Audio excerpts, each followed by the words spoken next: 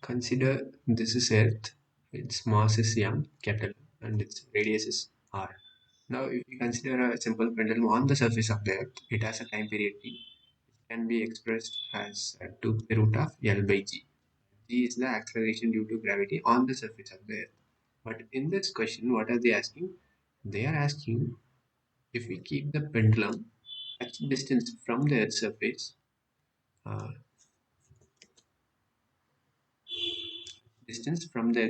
somewhere here, what will be the time period? So let's consider this is t dash.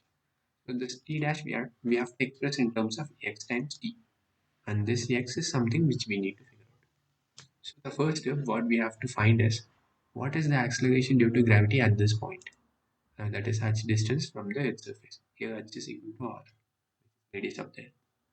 So let's assume this is g dash.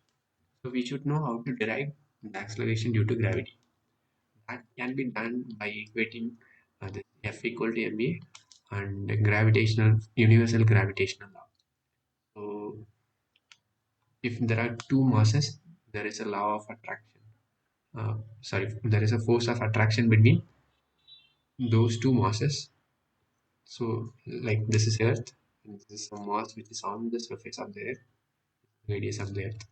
Now the force between these two things, let's consider this small.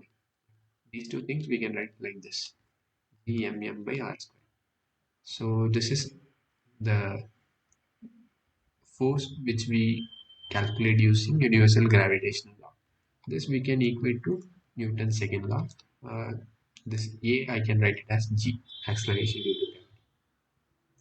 Now we can cancel this small m and we will get G equal to Gm by r square. Okay, the same thing I'm going to do for this case.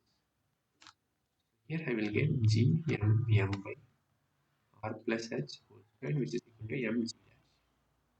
So mm gets cancelled.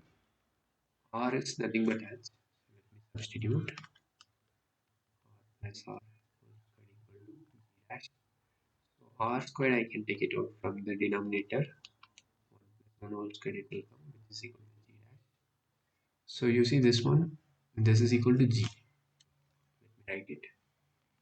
And this is 1 plus 1 whole square. So g dash equal to g by 4. Now we can write our t dash. T dash is 2 pi under root L by g dash. L is the length of the pendulum, which doesn't change. Only the acceleration due to gravity changes. Let us substitute that. L g by 4. This 4 will go to the numerator and we can take the square root. It will become 2 into 2 pi root of L by g. This 2 pi root of L by g is our time period t. So t dash becomes 2 times t, which means we can say x equal to 2. Yeah, second option is the correct answer.